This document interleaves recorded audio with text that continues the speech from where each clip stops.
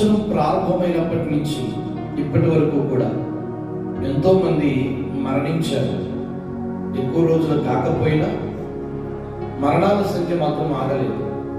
కానీ దేవుడు మాత్రము ఆయన ఉచితమైనటువంటి కృప చేత, ఆయన దయా సంకల్పము చేత మన జీవితాలలో అటువంటి పరిస్థితులు ఏమీ కూడా మన బ్రతుకుల్లో కలగనివ్వకుండా మరణము ఆయన తన చల్లని రెక్కల చాటున కాపాడుకుంటూ, పోషించుకుంటూ, నడిపించుకుంటూ ఇక్కడ వరకు దేవుడు తీసుకొచ్చాడు. కాబట్టి ఏమిచ్చిన మనం ఆయన రుణాన్ని తీర్చాడు. మనుషులు చేయబట్టుకుంటే ఎక్కడో ఒక చోట వదిలేస్తారు. నేనున్నా నీకెందుకు అనేటువంటి ప్రతి ఒక్కరూ కూడా కొంతకాలం నేను తీసుకెళ్ళిన తర్వాత, కొంత దూరం నేను తీసుకెళ్ళిన తర్వాత, ఎంతకాలం అని నేను నిన్ను భరిస్తాను, ఎంతకాలం అని నేను నిన్ను మోస్తాను అని చెప్పి తనకు భారం అనిపించినప్పుడు వదిలేసేటువంటి మనుషులు చాలా మంది ఉంటారు. అప్పుడు మనకు అనిపిస్తుంది, అరే పలానా మనిషిని నమ్మి నేను ఇంత దూరం వచ్చానే, ఇలా నడి సముద్రంలో నన్ను వదిలేస్తానని నేను అనుకోలేదు. ఇప్పుడు నన్ను ఇలా విడిచిపెట్టేస్తే, ఇప్పుడు నన్ను వదిలేస్తే నాకు దిక్కెవరు అని కొన్నిసార్లు కలిగిన పరిస్థితులను బట్టి మనకు ఆలోచన వస్తుంది.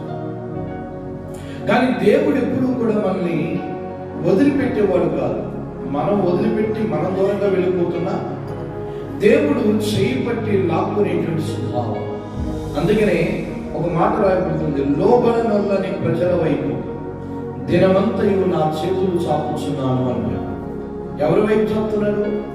లోబడనొల్లని, ఆయనకు లోబడని ప్రజల వైపు, ఆయన మాట వినని ప్రజల వైపు, ఆయనను వద్దు అని వెళుతున్న వాళ్ళ వైపు రోజంతా ఆయన చేతులు చాపి రండి అని పిలుస్తున్నాడు. ఇది దేవుని ప్రేమ. నువ్వు కాదనుకున్నా, నేను కాదనుకున్నా దేవుడు కాదనుకునేవాడు కాదు. మనము దూరమైన దేవుడు నీకు దూరం అవ్వడానికి ఎప్పుడు ఇష్టపడు.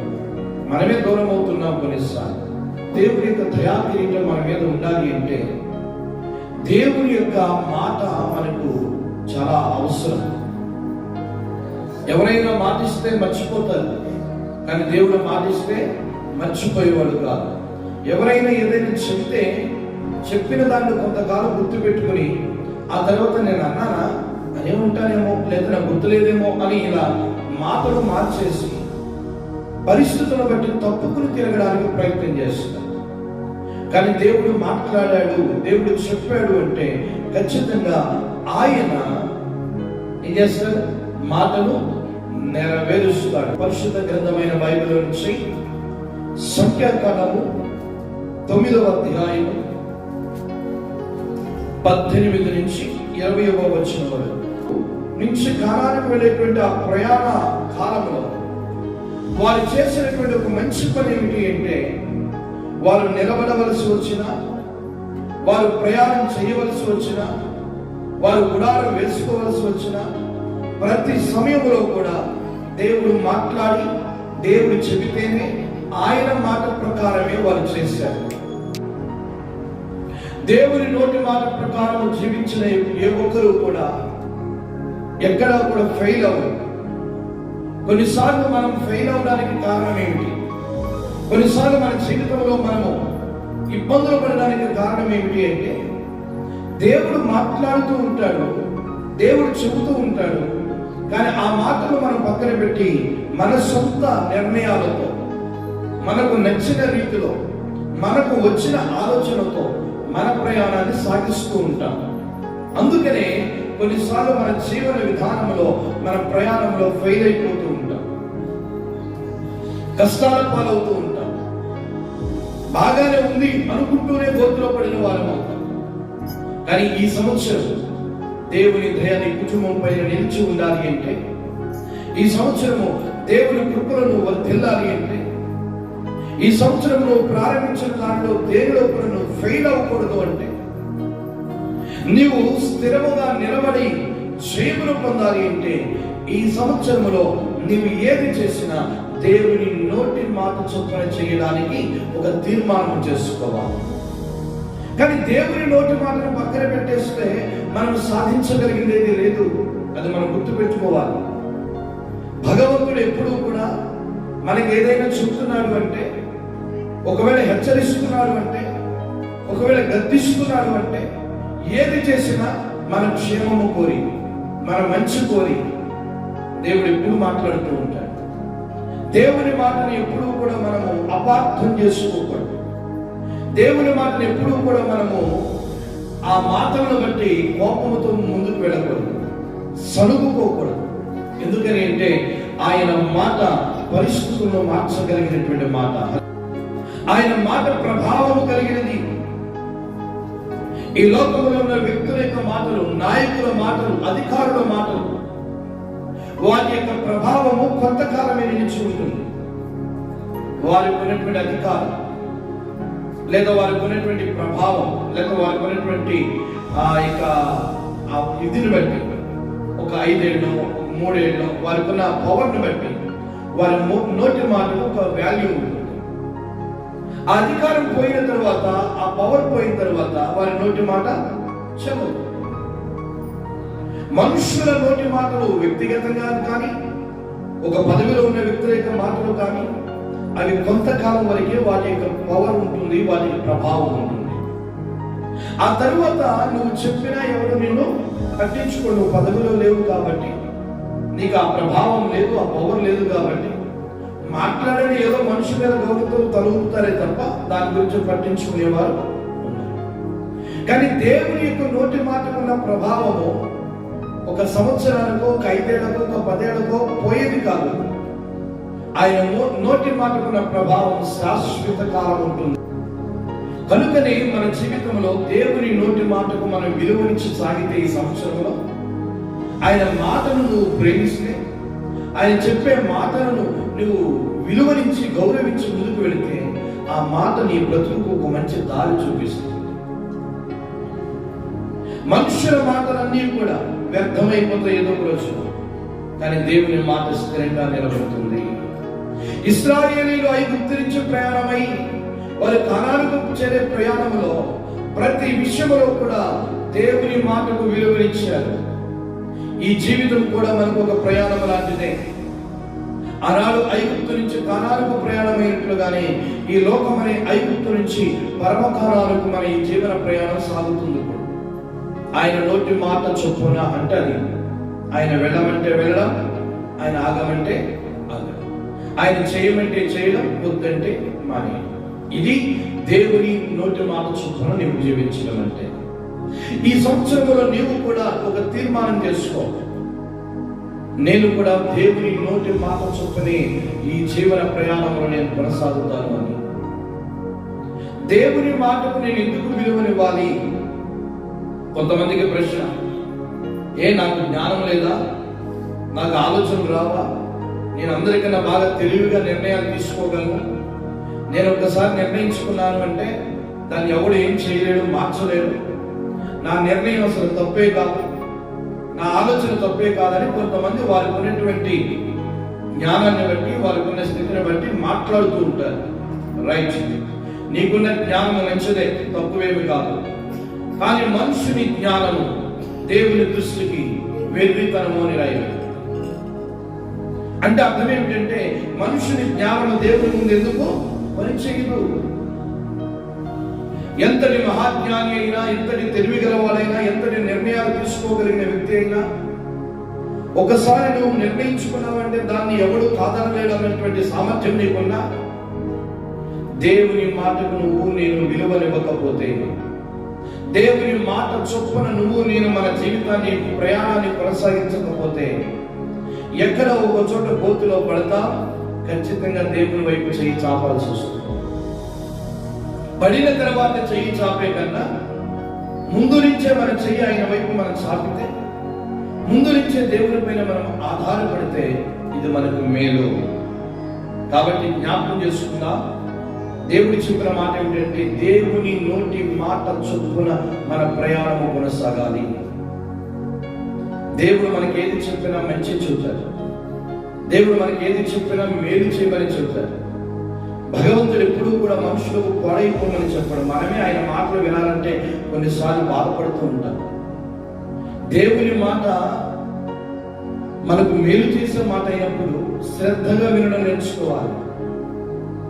దేవుని మాటలు అంటే కాలక్షేపానికి చెప్పుకునేవి కాదు. దేవుని మాటలంటే మన మీద సరదాగా మాట్లాడుకునేవి కాదు, మన బ్రతుకులను మార్చే మాటలు, మన జీవితాలను సరిదిద్దగలిగిన మాటలు, మనలో ఉన్న లోపాలను సరిచేయగలిగినటువంటి మాటలు, మనల్ని సరైన దారిలోకి తీసుకువెళ్ళి మన జీవితాలను సుఖశాంతులతో నడిపించబడడానికి అవసరమైనటువంటి మార్గాన్ని చూపించే మాటలు. కనుక దేవుని మాట చొప్పున నీ జీవితంలో ప్రయాణమును సాగించడానికి కానీ, దేవుని మాట చొప్పున నువ్వు నడవడానికి కానీ ఎప్పుడూ కూడా వెనకడుగు వేయకూడదు. ఆయన మాటలో అసలు ఏముందని నేను వినాలి.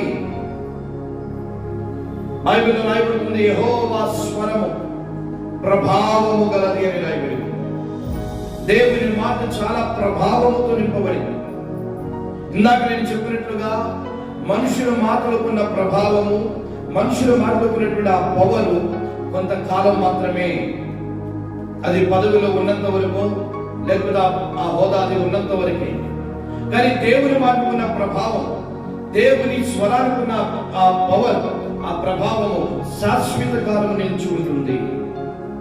ఆయన నోటి మాట చొప్పున జరిగిన కార్యాలు కొన్నింటిని మనం చూస్తే, ఆయన మాట్లాడినప్పుడు ఆయన నోటి మాటను బట్టి సముద్రము నిమ్మళమాయను అని రాయబడింది. తుఫాను ఆగిపోయింది. ఈ లోకమే ఒక సముద్రము, ఈ జీవితమే ఒక పడవ ప్రయాణం. ఈ లోకమనే సముద్రములో మన జీవిత యాత్ర అనేటువంటి ఈ పడవలో మనం ప్రయాణం చేసేటప్పుడు ఆనాడు గాలి తుఫాను చెలరేగినట్లుగా మన జీవితాల్లో కూడా అనేకమైనటువంటి తుఫానులు, అనేకమైనటువంటి సమస్యలు, అనేకమైనటువంటి ఇబ్బందులు మన జీవితాల్లో కూడా చెలరేగి మనల్ని ముంచి వేసే పరిస్థితులు కొన్నిసార్లు మనకు వస్తాయి. ఏం చేయాలో అర్థం కాదు, ఎలా బయటకు రావాలో తెలియదు, ఎలా ఈ కష్టం నుంచి బయటకు రావాలో అర్థం కానటువంటి పరిస్థితులు మనకు వస్తాయి. అలాంటప్పుడు నీ జీవితమైనటువంటి నావలో యేసయ్యను కనుక నువ్వు కలిగి ఉంటే, ఆయన సెలవిస్తే ఆ రోజున తుఫాను ఆగిపోయినట్లుగా దేవుడు నోటి మాటను బట్టి నీ జీవితంలో చెలరేగే తుఫాను లాంటి ఆ సమస్యలు, ఆ పరిస్థితులు అణిచివేయగలిగిన శక్తి ఆయన మాటలో ఉంది. సమస్యలు రావని చెప్పలేము, అలాగే ఎప్పుడు సమస్యలు ఉంటాయని చెప్పలేము. అటు ఇటుగా మన జీవితంలో కొన్నిసార్లు బాగుండొచ్చు, కొన్నిసార్లు ఇబ్బందులు రావచ్చు, కొన్నిసార్లు సంతోషం కలగవచ్చు, కొన్నిసార్లు ఏడుపు రావచ్చు. కానీ ఎలాంటి పరిస్థితులు ఎదురైనా ఆ పరిస్థితులను నీవు తాకకుండా, నీవు మునగకుండా నీవు లేపబడాలి అంటే యేసయ్య మాట అవసరం. కనుక దేవుని మాట ప్రభావాన్ని బట్టి ఆ చెలరేగే పరిస్థితులను అణచగలిగిన శక్తి దేవుని మాటలో ఉంది. కాబట్టి నీ జీవితంలో ఎప్పుడైనా సరే దేవుని మాట చొప్పున నువ్వు నడిస్తే నీ జీవితంలో ఎలాంటి పరిస్థితులు ఎదురైనా నువ్వు ధైర్యంగా నిలబడగలుగుతావు. ఎందుకంటే నాకు ఆయన మాట ఉంది, దేవుడు నాకు వాగ్దానం చేశాడు, దేవుడు నాకు మాట ఇచ్చాడు, ఆయన మాట ఇస్తే నెరవేరుస్తాడు అని ఆయన మాట చొప్పున నువ్వు తల ఉంచుకుని ముందుకు వెళ్ళగలిగితే పరిస్థితులే నీ ముందు తల ఉంచేటట్లు దేవుడు చేస్తాడు. ఇశ్రాయేలీయులు దేవుని నోటి మాట చొప్పునే వారి గుడారమైనా, వారి ప్రయాణమైనా, వారి నిలబడిందైనా ఎందుకు అంత విలువనిచ్చారంటే ఆ మాటలో అంత ప్రభావం ఉందని వారికి తెలుసు. అదే మాట నీ జీవితంలో కూడా పనిచేసితే నీ జీవితాన్ని కూడా ఒక ప్రభావంతో నింపగలదు. భయపడిపోతున్నటువంటి ఇశ్రాయేలీయుల యొక్క, ఆ శిష్యుల యొక్క హృదయంలో నెమ్మదిని నింపింది, ధైర్యాన్ని నింపింది, అలాగే బ్రతుకు మీద ఆశను తీసుకొచ్చింది. దేవుని మాటకంత శక్తి ఉంది. నువ్వు కూడా దేవుని మాట చొప్పున నువ్వు నిలబడితే బెదిరిపోతున్న నీ జీవితంలో, పరిస్థితులను బట్టి కలవరపడుతున్న నీ బ్రతుకులో దేవుడు నెమ్మదిని తీసుకొస్తాడు, దేవుడు సమాధానాన్ని తీసుకొస్తాడు, దేవుడు నీకు జీవితం మీద ఆశను కలిగిస్తాడు. దేవుని నోటి మాట నీ భయాలను తొలగిస్తుంది. నీ జీవితంలో దేని గురించి నువ్వు భయపడుతున్నావో, ఈ సంవత్సరంలో నీవు దేని గురించి బెదిరిపోతున్నావో, నీ భయము దేని గురించో, నీ భయమును తొలగించగలిగిన, పారద్రోలగలిగిన, ఆ భయమును ఇవ్వగలిగిన శక్తి ఆయన మాటలో ఉంది. ఇప్పుడు ఆయన మాటను పెడచూని పెట్టారు, నష్టం మనకే పెడచూని పెట్టారు. దేవుని మాటలంటే ఊరికి కాలక్షేపంగా చదువుకుని సరదాగా విని వెళ్ళిపోయేవి కాదు. ఇవి బ్రతుకును మార్చగలిగిన మాట, నీ భయాన్ని తొలగించగలిగిన శక్తి కలిగిన మాట, నీ జీవితంలో అంధకారమును చీకటిని అయోమయ పరిస్థితులను సరిచేసి నీకు వెలుగును చూపగలిగినటువంటి మాట. కాబట్టి మన జీవితాల్లో మనము యెహోవా మాట చొప్పుననే మన జీవన ప్రయాణం ఉండాలి. ప్రతిదీ దేవుని నోటి మాటే. మనకు కూడా ఎవరి నోటి మాట కావాలి? దేవుని నోటి మాట. మనుషుల నోటి మాట ఉంటే చాలు అంటాడు కొందరు. వాళ్ళ నోటి మాట ఎక్కడ?